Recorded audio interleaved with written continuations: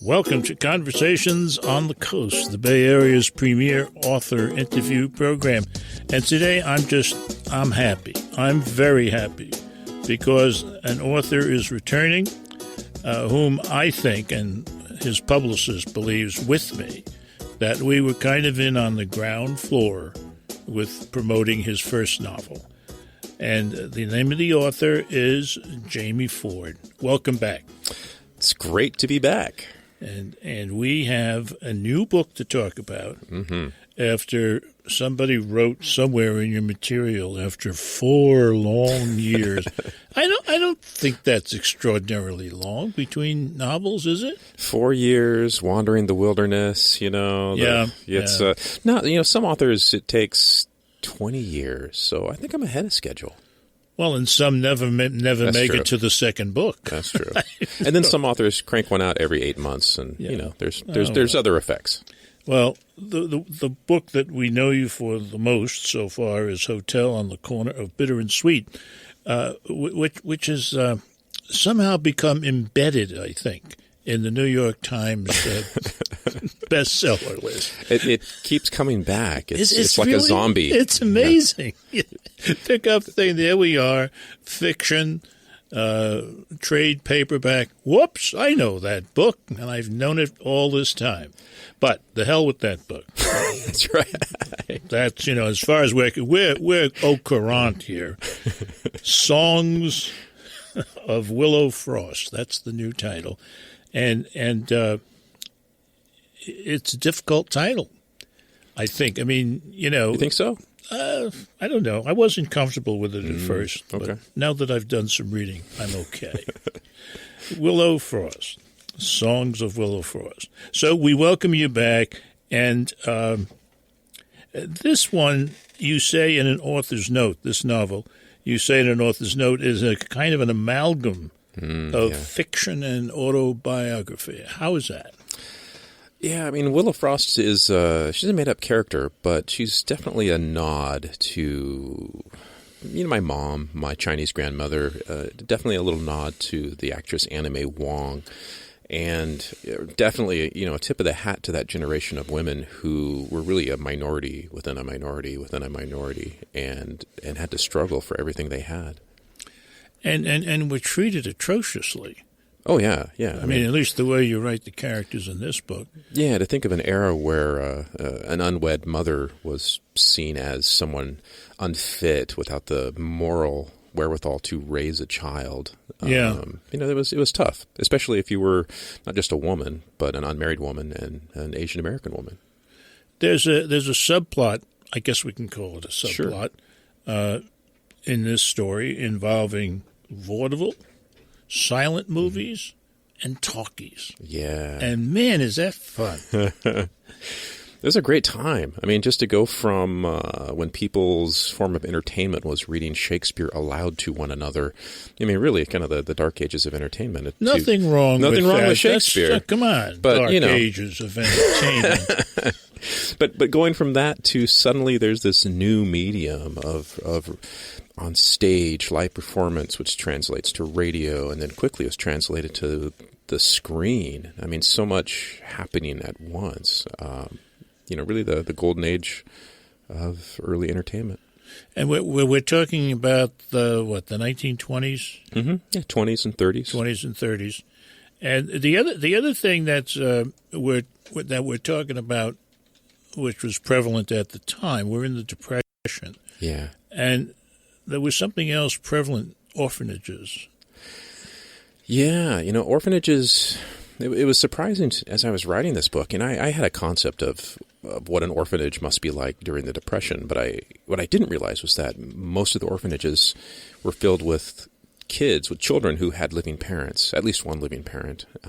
There were parents that couldn't afford to care for their kids. They would just consign them to these orphanages and hope to return one day. Or in some cases, they'd abandon them in public buildings like post offices and libraries, knowing they'd end up in state care. Or in the care of the sisters, as in the case of the main character here. And there's a comment, actually a couple of times in the book, as nasty in a way, as things were at Sacred Heart Orphanage, mind your P's and Q's because you don't want to get shipped down lower on the scale.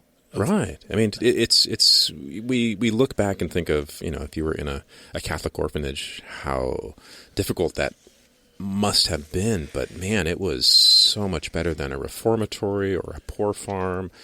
To think that if you had no other option but to be kind of an indentured servant as a child to some place down on the moors, it's something out of Dickens.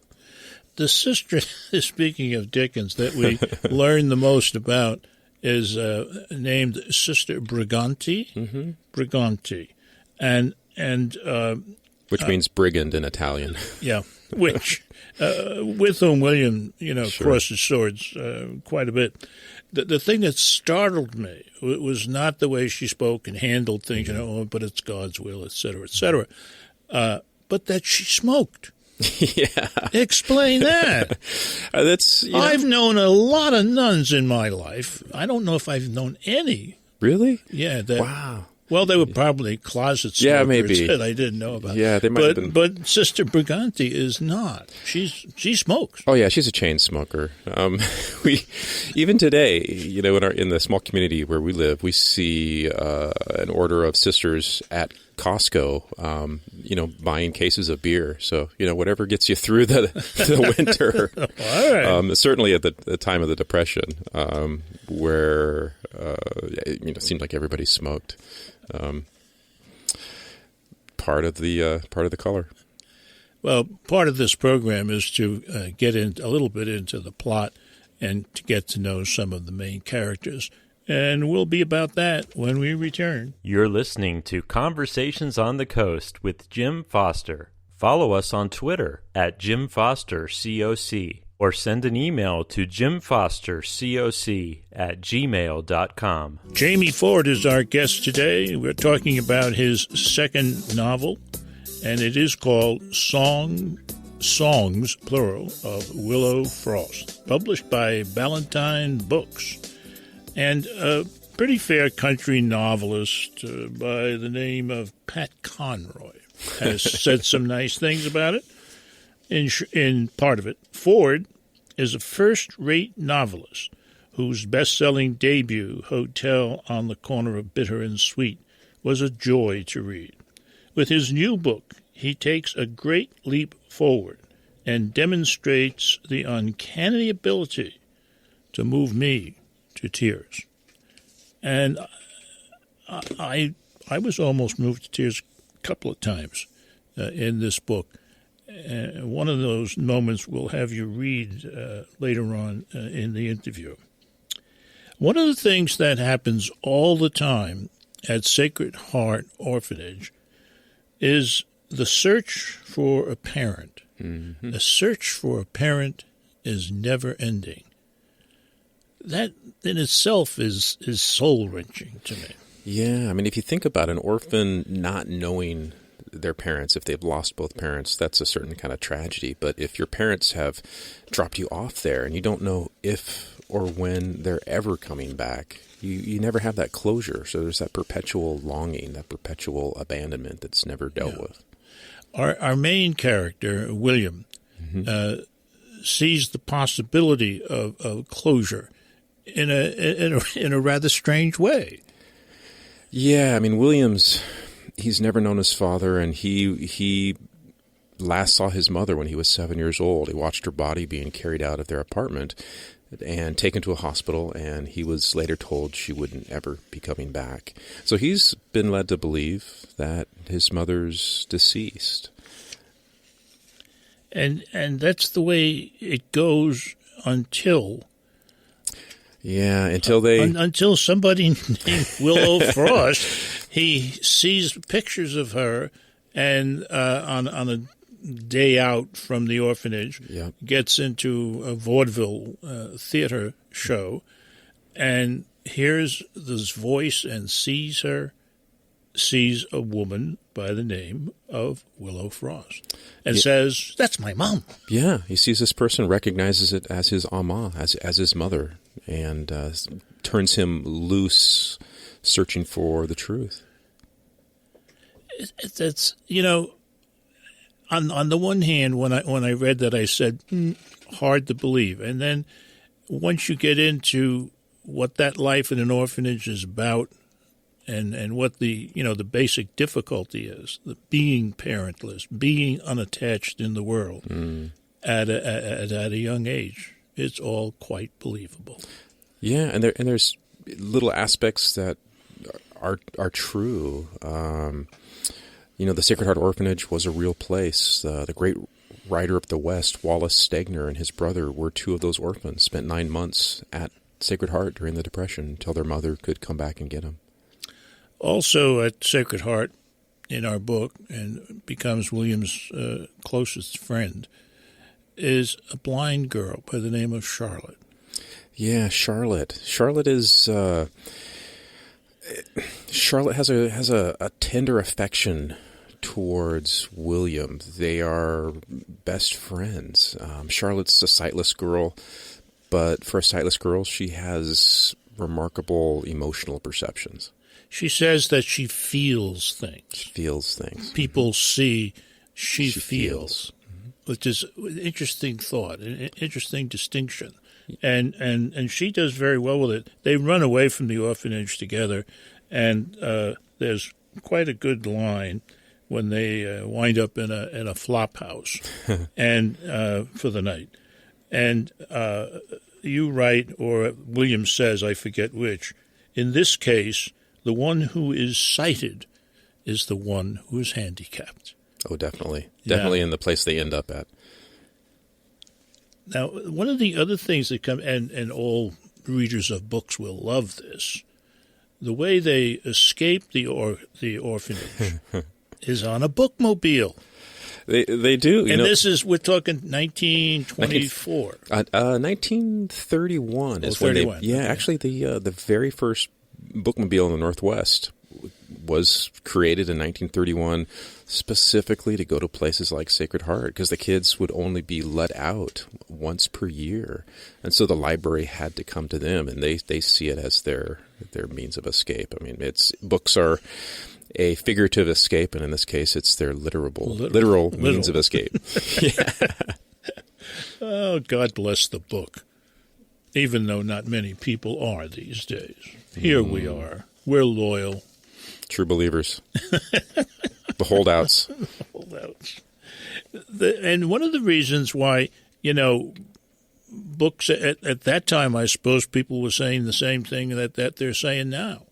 Movies were coming in, talkies and stuff like that. Ain't much future for books. Yeah. They'll be saying that for the next 100,000 years, probably. Let us hope so. The people that his mother, right? We can say that, can't we? Sure, yeah.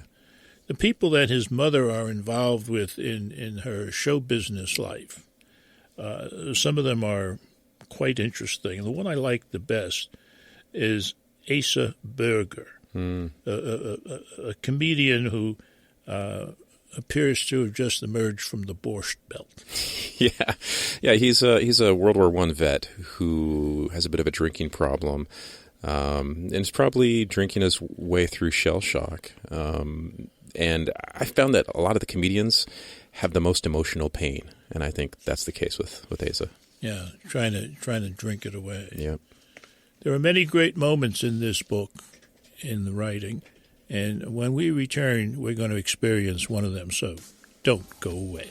You're listening to Conversations on the Coast with Jim Foster. Follow us on Twitter at JimFosterCoc, or send an email to jimfostercoc@gmail.com. Welcome back. We are talking today about Songs of Willow Frost with Jamie Ford. That's his latest novel, published by Ballantine Books, and Nancy Horan, who wrote a book called Loving Frank. That was about Loving Frank. Who was that about? Frank Lloyd Wright. Frank Lloyd Wright. That's what I thought. And one of the things she says about your book is, with vivid detail, Jamie Ford brings to life Seattle's Chinatown during the Depression, chronicling the high price those desperate times exact from an orphan boy and the woman he believes his mother is his mother. Songs of Willow Frost is about innocence and the loss of it, about longing, about the power of remembered love. The thing that I think is really important about when you get into Chinatown, if you'll excuse the expression, is that this is not a listing of what's going on and what they're eating and what they're doing. You are able to give us the experience of their lives. Yeah, I want to project the spirit of the place at the time. And the reading that I'm going to ask you to do now, I think, exemplifies that accomplishment. Would you please? Yeah. This is Lu Song, our main character. She's coming home. Her mother's been on her deathbed, and her mother is remarried to her stepfather, who doesn't really want to be a father. He goes by the name of Uncle Leo. And she comes home, and he's throwing out her mother's belongings. Uncle Leo dropped the box onto the pavement. He pulled up his suspenders and flared his nostrils. "Fine," he barked. "Choose one thing to keep, but the rest," he waved his hand dismissively, "all bad luck." Lu Song picked up the box and slowly walked down the alley as she heard Uncle Leo slam the door. She saw a pile of her mother's possessions, the remnants of her family, good and bad memories strewn among yesterday's refuse. "Your superstitions haunt the both of us, Uncle," Lu Song thought. She set the box down next to the pavement. Set the box down next to the rest of her mother's belongings and knelt on the wet, mossy pavement amid orange peels, fish bones, and tattered cigarette butts. She reverently touched her mother's old possessions as if they were alive, her blouses, her hats, shoes, slips, books, trinkets, and curios from the theater. Choose one thing. Lu Song nodded when she found her mother's vaudeville case, a cracked valise filled with stage makeup, headpieces, satin footwear, and assorted costume jewelry. The leather was spattered with used coffee grounds, and she wiped it clean with her bare hands. The case had been an engagement present from her father and was stamped with ports of entry: Seattle, Vancouver, Los Angeles, and San Francisco, mementos of a time when her parents were barely out of their teens. They'd travel from city to city with a troupe of 130 other performers, catering to audiences of migrant workers and high-minded Caucasian socialites who wanted to indulge in something exotic. Lu Song dug through a box and found her mother's final costume, the elegant gown with long tassels, shimmering sequins, and silver beads. She carefully folded the embroidered silk and tucked it into the suitcase, along with a small photo album, old letters, as much as would fit. She knelt on the case to close it, then buckled it shut. She thought about taking more things, but Uncle Leo would probably just burn them if he found them. In his mind, it was bad fortune to keep anything so personal, because after death they might draw back the spirit. Inside, the apartment smelled like pungent dried herbs, old incense, and the ever-present camphor oil. Her mother hadn't moved at all from when Lu Song left that morning. She adjusted the blankets and pillows to prevent bed sores, talking to her mother as if she could hear, as if there was a chance that she could come back to the world of the living. She noticed round mirrors on the windowsill, on the dresser, on the nightstand. Mirrors her parents had used to symbolize a perfect marriage were now being used to ward off unwanted spirits. Uncle Leo was preparing for the worst. Whatever was happening to her mother, good or bad, would be reflected, magnified. Lu Song pressed her face to her mother's cheek. She felt heat from a rising fever and a wisp of her Ama's breath on her ear. Lu Song closed her eyes wearily as she avoided looking into the mirrors. Thank you very much. You bet. One of the thoughts I have after reading that and hearing you read it is I'd like to get a hold of Uncle Leo and wring his neck. He's a bad guy. Yeah, he's not a good guy. I mean, he's someone that looks out for his own best interests, but he also has no regard for women, for a wife, for a daughter. They really have no use in his worldview. Yeah, it's all dominated by males, which, again, is not entirely his own fault. I mean, it's somewhat the time that he's living and where he's living. Yeah, he's a product of his time, his culture. which was male-centered, which was centered around first sons. Daughters were extra baggage for some families. Yeah. And in that sense, something to support and pay for that you really didn't want. Right. That's Uncle Leo, not my friend. Not my friend at all. The William is hard to understand in a way. He is forever searching for his mother, and even when he finds her, he's not very happy about it.